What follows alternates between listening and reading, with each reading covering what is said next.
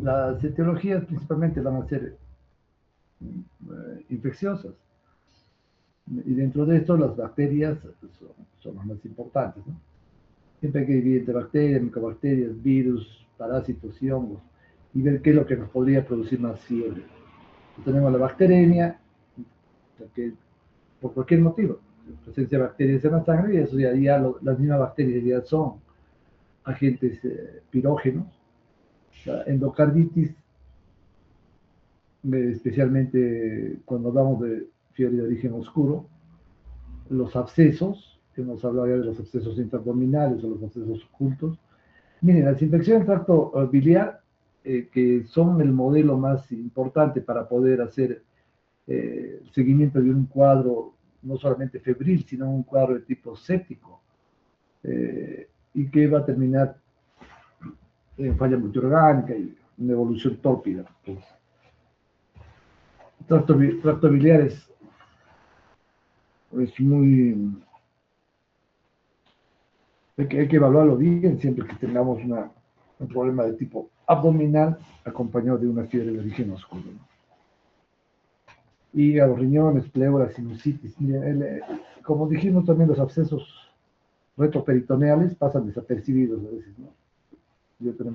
También los abscesos que están en la, en la región suprahepática, o sea, entre el hígado y el diafragma, a veces hay colección y eso pasa muy desapercibido. Osteomielitis como causa de fiebre de origen oscuro es muy frecuente, ¿no? También la gonococemia, la meningococemia, la enfermedad de fiebre Q, todas las infecciones que van a ser eh, alojadas en el res, o sea, en la médula ósea, en los ganglios, etcétera, van a producir síndromes sépticos que se pueda evaluar bien, ¿no? Las micobacterias, la tuberculosis, principalmente es una causa de fiebre de origen oscuro, ¿no?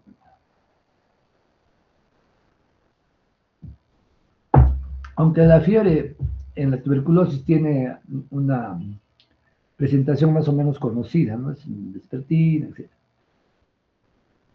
Los virus, el VIH es una etiología muy frecuente de síndrome febril en su fase inicial. Entonces, el VIH en las primeras 4 semanas después de la infección puede empezar con un síndrome febril desconocido. Los cuadros de mononucleosis infecciosa, citomegalovirus, las hepatitis víricas también todos con fiebre, ¿no? Ahora, todas las arbovirosis, o sea, estas enfermedades transmitidas por vectores, que tenemos dengue, chikungunya, mayaro, ropuche, fiebre amarilla, ébola, ¿no? Entonces, todas estas van a ser cuadros de fiebre de origen oscuro. Por lo tanto, cada vez se nos hace un poco más complicado si no hacemos una buena anamnesis. En los parásitos, las toxoplasmosis, ¿no?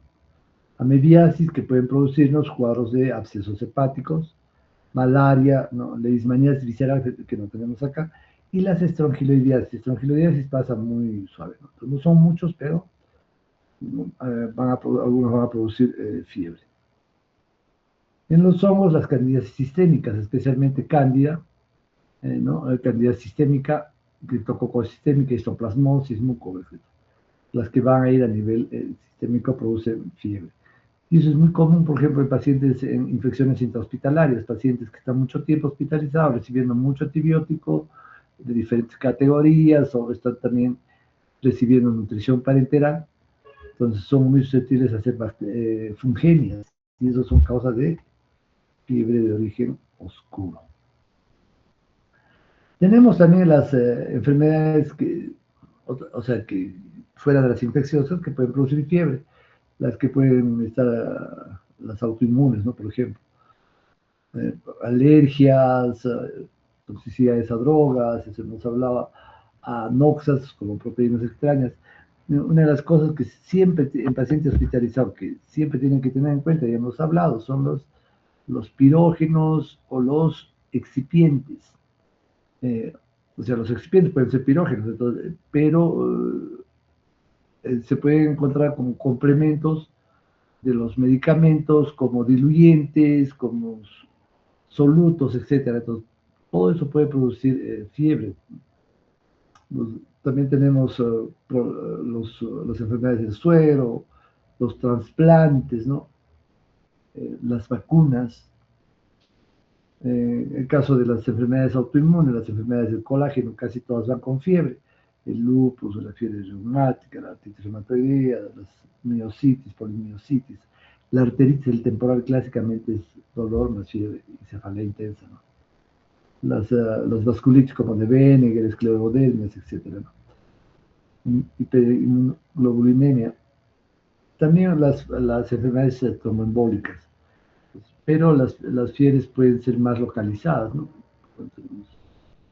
Los infartos pulmonares, pacientes con pancreatitis típicamente hacen fiebre, pacientes politraumatizados también hacen fiebre, ¿no? Cuando hay lesión a nivel del sistema nervioso central en un T grave, también hacen fiebre, hipertermia severa. Entonces, en los fármacos, en teoría todos los fármacos pueden producir fiebre, ¿no? Ya sean antimicrobianos, agentes cardiovasculares, anticonvulsivos, inmunomoduladores, etc. Enfermedades endocrinas metabólicas, la tiroiditis, el Hashimoto, la tirotoxicosis, leucomocitoma, ¿no?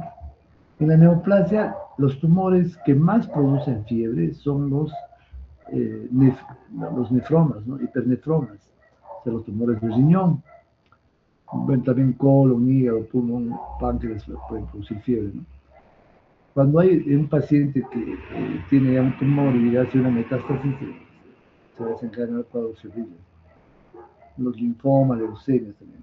Como ven, son varias las etiologías del síndrome febril. Las hematológicas, anemias perniciosas, las crisis hemolíticas, al haber una destrucción masiva de los glóbulos rojos, se van a liberar gran cantidad de sustancias como la histamina, etcétera, ¿no? Las prostaglandinas que van a producir fiebre. Las púrpuras, ya hemos hablado de la termorregulación, alteraciones en el control de la fiebre. Otras, por ejemplo, como colitis ulcerosa, eritemas nodoso, hepatitis granulomatosa, etc., ¿no? Y al final las fiebres fácticas, que son las fiebres provocadas en pacientes, especialmente pacientes con problemas de tipo psiquiátrico, ¿no?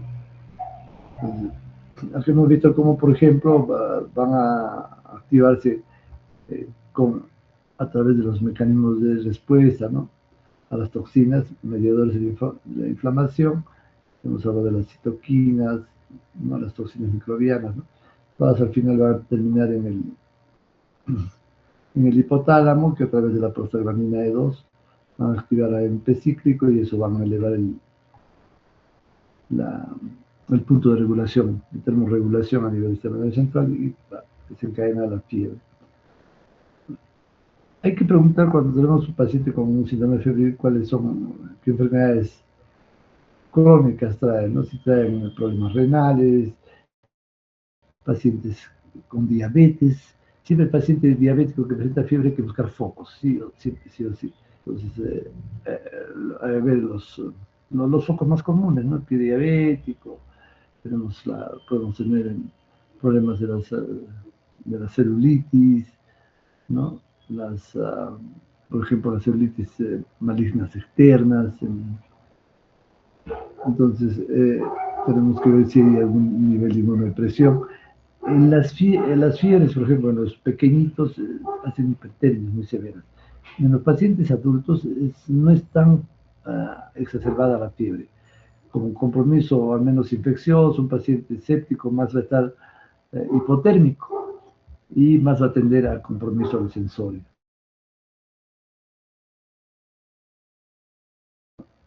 Si han tenido enfermedades previas, pacientes con tuberculosis que pueden tener un cuadro, ¿no? Pacientes con VIH, TS, ¿no? También hay que ver si es que el problema odontoestomatológico, los abscesos dentales producen fiebre generalmente y pasan desapercibidos.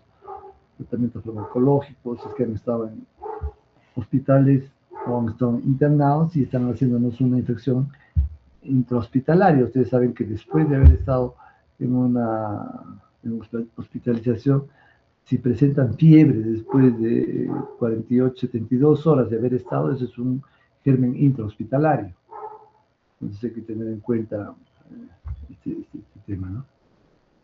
Hábitos alimentarios, ¿no? Si es que ha habido contaminación de aguas, hábitos tóxicos, por ejemplo, los pacientes alcohólicos que se aspiran, pacientes que usan sustancias, también cuando entran, pueden hacer cuadros de fiebre cuando también se aspiran, ¿no?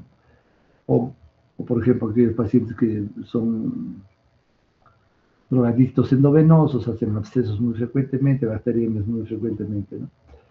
La conducta sexual, claro, la historia dental, como dijimos, el contacto con animales, el tipo de actividad que desarrolla, si están en contacto con algún tipo de sustancia o animales que puedan transmitir algún tipo de enfermedad, viajes, etc. Ya hemos hablado del tipo de fiebres, ¿no? De la continua, de la remitente, de la intermitente, recurrente, ondulante, etc. ¿Qué síntomas se acompañan a la fiebre? Normalmente hay malestar, sudoración, escalofríos, somnolencia, astenia, convulsiones, cefalea es muy frecuente. Hay tos irritativa, puede haber tos productiva, ¿no?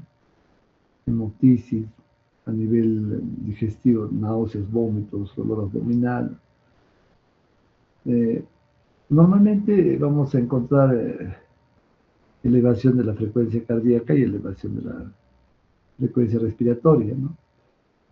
Si es que hay compromiso, vamos a encontrar al principio una alcalosis respiratoria, que puede ser compensar con una acidosis metabólica. Bueno, tenemos que ver el nivel de conciencia, si hay alteraciones en la coloración de piel, o sea, el paciente puede estar rubicundo, ¿no? Siempre hay que evaluar los lechos unguiales para ver si no hay hemorragias en la astilla principalmente. Si el paciente está chocado, si está diaforético, por ejemplo, el paciente que hace golpe de calor no hace diaforesis, está muy caliente, temperaturas muy altas, por encima de 40, pero no suda. Y ese es un problema muy serio, ¿no? Porque eso se llama una disautonomía. Puede haber adenopatías, pueden ser palpables. Ya hemos visto que hay que buscar exantemas, enantemas, petequias, ¿no? Celulitis. A nivel del fondo de ojo es importante siempre que evalúen cuando hace la anamnesis el fondo de ojo. Es un buen referente para ver, por ejemplo, las hemorragias, las manchas de Roth, si puede haber retinitis, embolias, ¿no? O puede haber presencia de parásitos, etc. En tórax tenemos que buscar tumoraciones, hay dolor intenso y puntos gatillos. El problema en pacientes que pueden tener lesiones traumáticas, tendinitis, pero también en pacientes que pueden estar haciendo cuadros mieloproliferativos, ¿no? O metástasis ósea. Entonces, a la auscultación tenemos que buscar siempre los pomos, presencia de soplos, los anfóricos, también podemos ver la presencia de crepitantes, de roncantes, si hay sibilancias, ¿no? A nivel cardiovascular hay que escuchar si es que hay soplos, como es la taquicardia, si hay ruidos de apertura, o ruidos también de cierre de válvulas, ¿no? En el abdomen hay que saber palpar, ¿no? Entonces, nunca palpen de frente el sitio donde el paciente está señalando con mayor dolor o está refiriendo a más dolor. Siempre piense para sus zonas periféricas, donde hay poco dolor, y de ahí se van acercando para que no genere mucha tensión en el paciente, o de repente hay una zona pues donde va a haber rebote porque hay un peritonismo y el paciente va a sentirse mal. Cuando palpamos de esa forma, el paciente tiene que estar con las piernas semiflexionadas, y al palpar ustedes van a poder definir, delimitar las áreas que tienen, que están siendo afectadas, o sea, que están presentando dolor. No se olviden que en el abdomen hay muchos de los dolores son referidos, entonces no necesariamente vamos a encontrarlo directamente eh, a la altura del órgano que pensamos que está afectado. Entonces también ver si es que hay hepatosplenomegalia. El vaso es una cosa muy importante de palpar. No se tiene que hacer con brusquedad, porque si tenemos una esplenomegalia y hacemos una palpación muy fuerte, de repente el tejido está muy friable y se produce una ruptura esplénica, que es una emergencia. ¿En quién se va a producir ruptura esplénica? ¿No? En pacientes, por ejemplo, con malaria. Eh, y también en neoplasias, pues claro. Bueno, no se olviden el examen geniturinario y el tracto rectal, ¿no? Porque especialmente en pacientes que tienen inmunosupresión, los pacientes que tienen, por ejemplo, leucemias o linfomas, etcétera, eh, al tener una inmunosupresión muy severa, el primer sitio que se afecta y donde va a haber presencia de abscesos es en la zona anal y rectal. Bueno, es una zona muy contaminada, por supuesto, que va a haber mayor el mal, que es los linfocitos asociados a las mucosas van a estar disminuidos, no hay una buena respuesta por la inmunodepresión y rápidamente se infectan. Entonces ahí hay que buscar con cuidado. A veces se nos pasa y ese es un foco que avanza en horas, no es una cuestión de mucho tiempo. Entonces en horas ustedes pueden ver cómo se desarrollan abscesos, necrosis, síndromes de Fournier, fascitis necrotizantes, por no haber hecho un examen sencillo, ¿no? Eh, a nivel de principalmente del ano del recto. También hay que evaluar, que se llama una valoración prostática, y en las mujeres un examen ginecológico. Muchos de los abscesos anexiales al menos se nos pasan, ¿no? Y también se nos pasan, se puede ser endometritis o una serie de salpingitis, ¿no? Por no hacer un tacto vaginal. En extremidades hay que ver la presencia de buscar trombosis, flebitis, puede haber flebitis en miembros superiores, pero más es en inferiores, las flebitis secundarias a las infusiones que se ponen o a las inyecciones que se ponen. Entonces pueden ser flebitis medicamentosas de tipo irritativo, o pueden ser ya las flebitis infecciosas, ¿no? Las tromboflebitis, que son una emergencia. Entonces, no es solamente la inflamación simple, que puede ser por irritación, con sustancias cáusticas, ¿no? O que una infección, ¿no? La infección es mucho más serio, y vamos a evidenciar porque en la zona de la punción está saliendo pus y el brazo o la pierna está muy doloroso, ¿no? También a nivel osteoarticular, ¿no? Hay que ver claramente por ejemplo, en las palpaciones de las articulaciones tenemos que ver si no es una artritis extraarticular o intraarticular, ¿no? Entonces, con un examen clínico sencillo. Y en el examen neurológico, lo primero que tenemos que hacer es buscar los signos de meningitis, ¿no? Meningitis o encefalitis.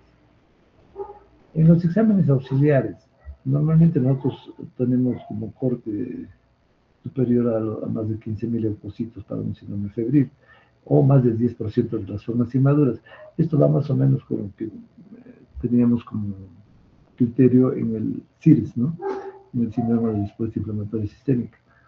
Pero es lo que normal puede ser más de 15.000 o más de 10.000 o menos de 4.000, pero siempre va a conservar la mayor cantidad de formas inmaduras de los leucocitos.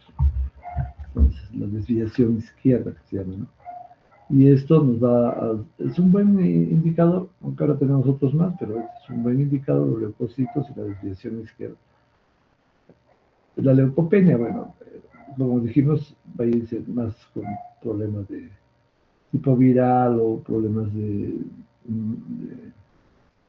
supresión de médulas o el shock séptico, ¿no? El neutropenia del shock séptico es un mal signo. Los monocitos se van a elevar en infecciones virales, en tuberculosis, en brucelosis. La eosinofilia, generalmente son por parásitos, pero también puede haber pues, por enfermedades autoinmunes como las poliarteritis nodosas o la eosinofilia idiopática, ¿no? También los linfocitos activados típicos. Esto es clásico en la mononucleosis, ¿no?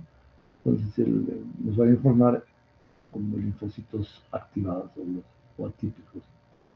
En la bioquímica, glucosa importante, ¿no? Glucosa, hiperglicemia y polisemia, dependiendo del estadio. Entonces, hay que hacer exámenes de iones. No se olviden que la fiebre se va a exacerbar, por ejemplo, en la hipernatremia. Los pacientes que hacen hipernatremia hacen elevación de la temperatura. Bueno, a nivel renal, a nivel hepático también evaluamos. Y el CPK, o sea, la creatinfosfolquinasa, que se encuentra elevado en miocitis. Entonces, los miocitos pueden ser, básicamente, la mayor parte de las miocitos son infecciosas, ¿no? Entonces, cuando hay inflamación, puede haber nuestra rhabdomiolisis, entonces tener el CPK elevado, en los colectivos. En el sedimento de orina, no se olviden de que puede haber orinas que le llamamos, entre comillas, asépticas, ¿no? ¿Cuáles son? Hay presencia de leucocitos, hay presencia de proteínas, hay presencia inclusive de piocitos, pero no hay bacterias. Eso es clásico en las tuberculosis, por ejemplo, urinarias, donde no encontramos al germen negativo, ¿no? Las imágenes son muy importantes en lo que es el cuadro febril, ¿no? Los hemocultivos, si bien no tienen un rendimiento muy alto como quisiéramos, porque idealmente el hemocultivo tiene que tomarse cuando el paciente está haciendo un pico febril, pero es de suma importancia, ¿no? Porque si encontramos, eso es un diagnóstico completo. Entonces, hay que ver, especialmente hacer hemocultivos en los pacientes que tienen fibromialgia muscular, ¿no? Entonces, la primera posibilidad es bacteremia de algún tipo, de sacar los genes. Entonces, ahí tenemos que ver, por ejemplo, si se acompaña de confusión, incontinencia, ¿no? Y vamos a sospechar también de endocarditis, osteomielitis o meningitis. Entonces, si no hay foco claro, el hemocultivo es mandatorio. Haga y electrolitos, nos hablaría de la acidosis, en qué momento se puede presentar, por ejemplo, en problemas de tipo respiratorio. Entonces, el dinero D, ¿no? Entonces, estudios de coagulación.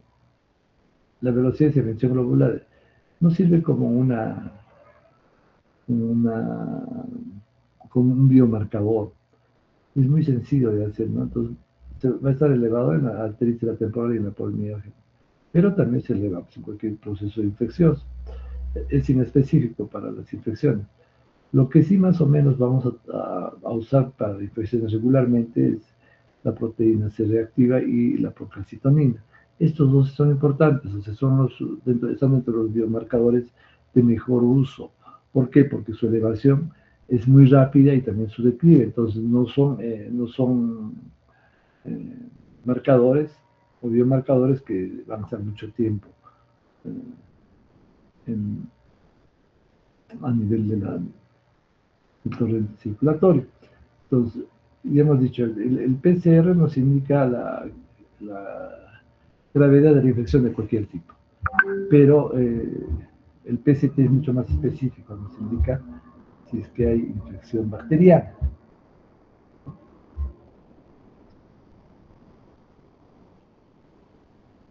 El electrocardiograma, cuando tenemos pacientes con taquicardia.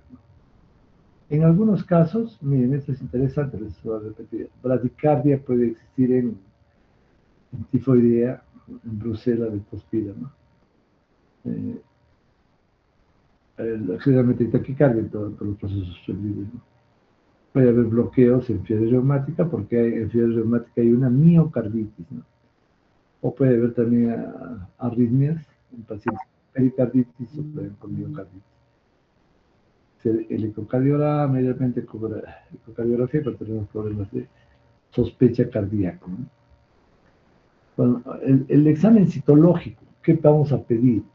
Entonces, pedimos tinciones, las más sencillas, tinción de grama, obligatorio, 100 Nielsen para BKS, ¿no es cierto? Tinción de KOH, ¿no? Para ver si no hay hongos. Ahora, hay tinciones más específicas como la tinción de auramina, de Grotox, etcétera, cuando ya tenemos más sospecha de un germen específico. Y también podemos pedir algún tipo de pruebas rápidas, ¿no? A ver, ¿cuáles son los criterios de gravedad en un síndrome febril? De pacientes con temperaturas mayores de 39 o temperaturas que no ceden antipiréticos. Ya, eso ya no nos, cuando no ceden antipiréticos, estamos oyendo a una hipertermia maligna o estamos viendo de repente algún problema del sistema nervioso central. Si es que rápidamente se deteriora el paciente, o sea, puede entrar en sopor, en coma, ¿no? Si es que está haciendo hipotensión, o sea, que está yendo hacia un shock polémico, especialmente en las anafilaxias, por ejemplo, ¿no? Tiene fiebre y el paciente choca. Si la taquicardia está por encima de 120, o también la taquimia por encima de 30 respiraciones por minuto, va a barrer su CO2.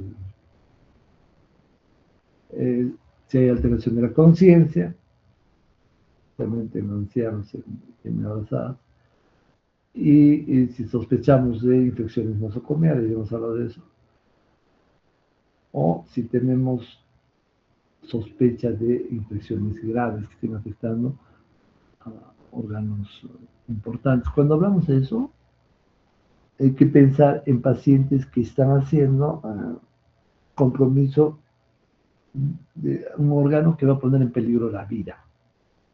Es decir, el paciente si entra en un cuadro de encefalitis, va a tener que tener soporte, ¿no es cierto? Si entra en un fallo de aspecto de vía respiratoria, va a tener soporte si no se muere. Si entra en un cuadro de arritmia grave, o sea, hay que darle un soporte, ¿no es cierto? Si entra en una hemorragia masiva, hay que darle transfusiones, hay que tener soporte. O sea, si uno ve que uno de los órganos,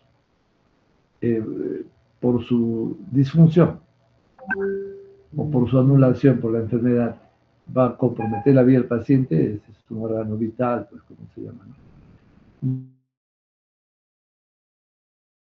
Entonces, ahí es donde uno tiene que tener la mayor prioridad. Por eso es que cuando viene un paciente politraumatizado, nosotros no estamos desesperados en estar tablillando los huesos, ¿no? Poniéndole vendas. No, de frente nos vamos a manejar lo que son, pues, vía respiratoria, conciencia y el sistema cardiovascular, nuestras prioridades, ¿no? También cuando el paciente está en acidosis metabólica, ya estamos en eso de avanzó, porque en el primer momento hay una alcalosis respiratoria, ¿no?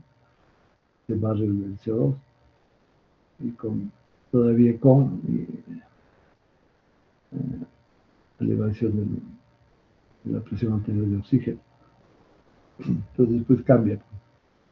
Entonces eso va a ser porque hay un aumento del lactato. Muy importante la dosificación de lactato. Si tenemos a un paciente que vamos a hablar con sodio mayor de 130, porque nos va a indicar ya rhabdomiolisis. En el potasio elevado también nos indica problemas de rhabdomiolisis.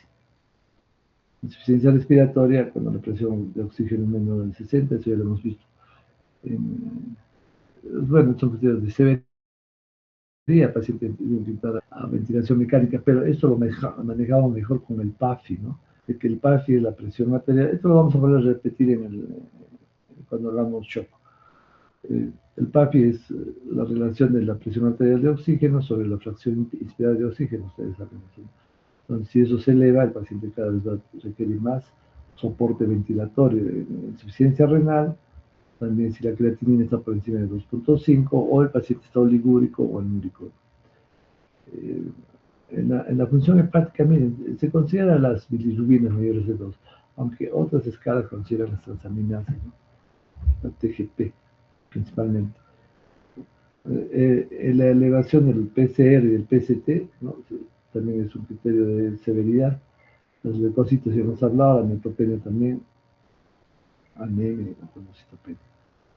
Aquí tenemos este flujograma para estar repitiendo lo que hemos conversado. Entonces, un poco para terminar esta parte, ¿cómo es que nosotros, qué es lo que vamos a tener para un poco central, ¿no? Cuando tenemos lesiones de cabeza y cuello, el absceso cerebral es un tema importante. Hay que pensar estreptococo, bacterióides, citrobacterias. Estafilococo aureus siempre y Toxoplasma gondii en los pacientes VIH. ¿Qué hacemos? De tomografía craneal para ver qué tipo de absceso más o menos. Cuando sospechamos de absceso, es mejor postergar un poco la función lumbar hasta que hagamos una evaluación de la hipertensión endocraneana. Absceso epidural, vamos a tener ahí estafilococo aureus, pseudomonas o tuberculosis. Y también es mandatorio una tomografía espinal, melograma, resonancia magnética. Cuando hay sospecha de meningitis y encefalitis, ¿no? El paciente tiene que sospecharse, bueno, las meningoencefalitis, el 90% tienen tres gérmenes, ¿no? Son los más importantes. Entonces, se tocó con una, en primer lugar, segundo lugar, también el germen hemófilos influenza. Entonces, este tocó con carne hemófilos, entonces, estos tres